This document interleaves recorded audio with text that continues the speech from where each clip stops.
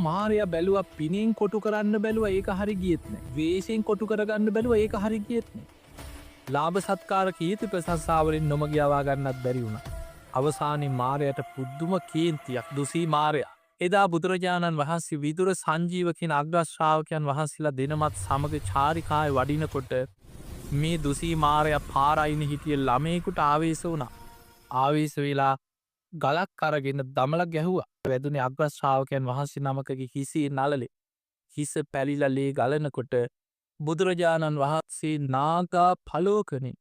බුදු කෙනෙක් කැරෙනකොට හස්තිය කැරෙනෝගේ මුළු ශරීරයම හරවල බලන්න එක පාට හැරෙත්නේ එක පාරට හැරුණොත් ඒ යම් විශේෂ හේතුවක් මතමයි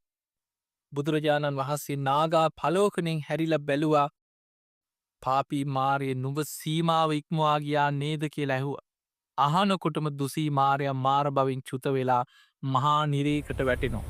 චපස් සාහිතනික කියලා නිරේකට වැටුණ කියල සඳහන්ව චපස් සාහිතනික කියන ඇසකණ නාසේ දිවකය මනසගෙන ආයතන හයටන